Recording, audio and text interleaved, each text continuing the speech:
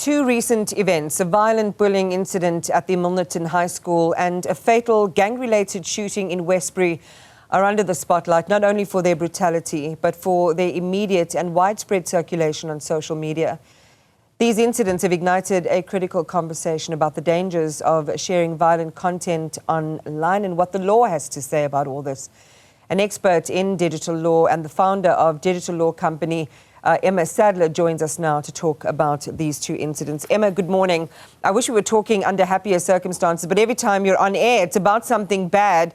And bad in this case being what we saw at the Milnerton High School and what we saw in Westbury as well, in terms of gang violence there. When you see these two, good morning, by the way, where are my manners, and welcome to the program. Emma, it's always a delight to have you. Thanks for your time. When you see these two incidents and you see families torn apart, you see communities torn apart, what are some of the things as a digital law expert that spring to mind for you?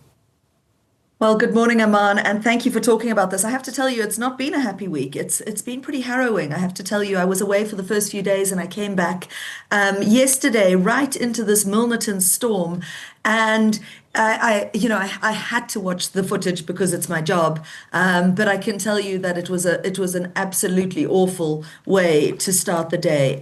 It was very, very violent footage. I'm talking now of the Milnerton footage. This 15-year-old cancer survivor being beaten with a hosepipe, a belt, a hockey stick, pleading for this group of boys to stop. And we do know a few things, Aman. We know that yesterday 8 of the accused appeared in the court in Cape Town. 6 of them appeared in one court because they're over the age of 18. 2 of them appeared in a different court. And that's quite an important element that we need to talk about.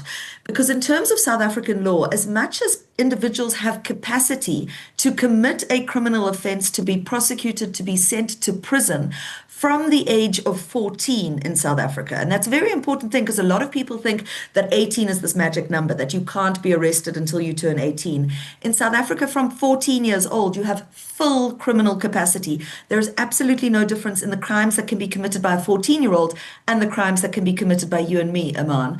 From the age of 12, so where we're dealing with 12 and 13-year-olds, which is relevant because unfortunately we're seeing youngsters getting involved in criminal activity. Indeed, even one of these victims of the Westbury massacre earlier this week was 13 years old. 12 and 13-year-olds, there's a discussion. Basically, there's a presumption they don't have the ability to commit that criminal offense, but depending on various factors, they may be deemed to have capacity. But from 14, they have full criminal capacity. Yeah.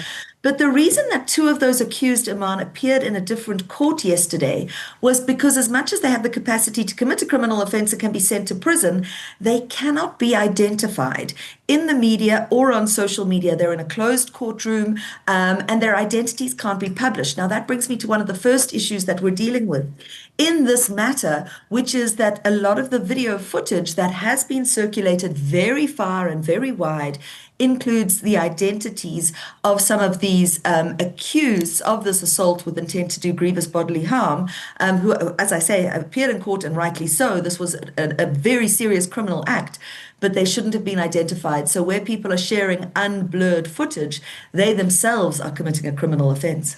I want to go back to just clarifying for our viewers, Emma, what you mean when you say from the age of 14, they have full criminal capacity. I think you're talking about, because we know physically they can do that. Physically, you can do a number of things, commit violence from a very young age. The important thing you're saying there is whether the court deems you to have cognitive capacity. Is that correct?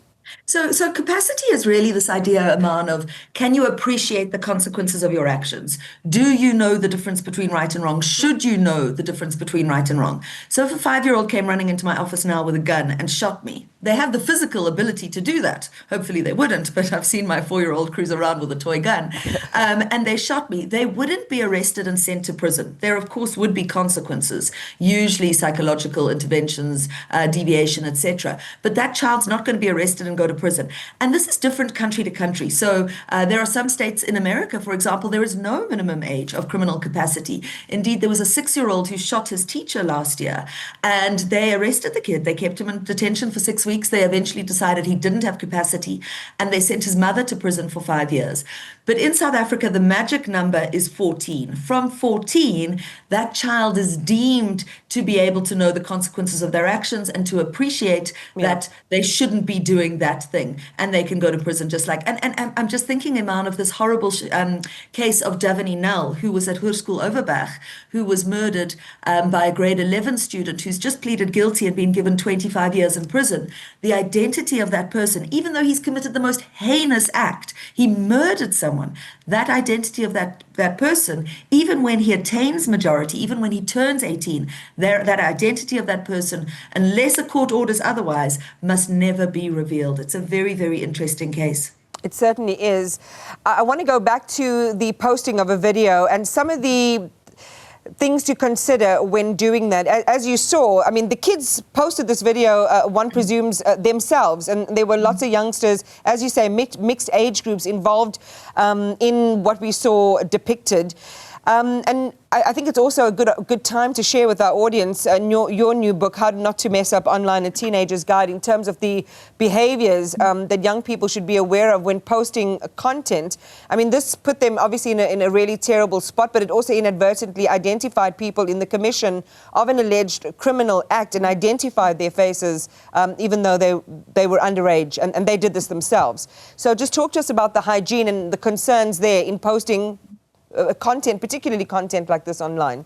Absolutely. And even the victim. So, Iman, where we have a child involved in a case, where we have a child involved in any court case, so we call it, the legal term is a child in conflict with the law, that the child's identity can never be revealed. So we're also dealing with the protection of the victim. And it's such an important thing you raise, and it's something that we actually do address in the new book, because what we're experiencing is that the secondary harm done to a victim of real-world physical bullying, when a video of that bullying goes viral, and the idea that anybody, firstly, would commit an offense like this, but secondly, would think to film it is absolutely sickening.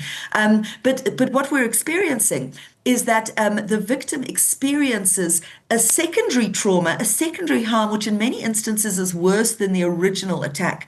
That's certainly what we saw in the case of Lefuna Mavungu, who was a 15-year-old student in Limpopo, and I name her because her family did consent to her being named.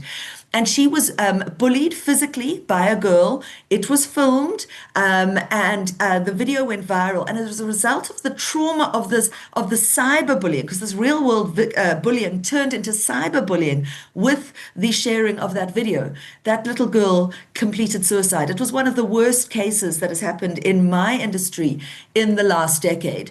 Yeah. And I talk about that because as much as the mother of the victim, Katlego, who has been named now, came out and shared the video, the face of the child was blurred. The mother has now come out and told the story and almost consented to being named, but that child really shouldn't have ever been identified.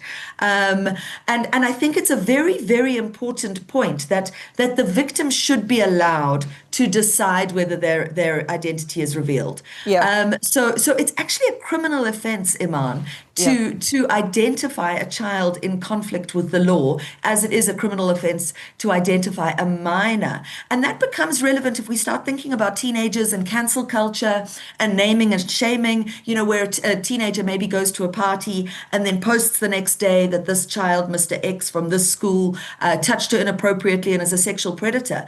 The reality is, and I'm not even convinced that the law is right on this, but the reality is that child, even if the sort of the baddie is sitting in prison having been found guilty of rape, still cannot be identified if they're under the age of 18. And we saw that it became a huge topic around the matter relating to a little Kwekwe. About the identification. As you say, the law is clear that it is illegal to name somebody who's involved, particularly in a rape or a sexual assault, who is underage, and make their identities known. I want to quickly go, in the 1 or 2 minutes that we have left to Westbury.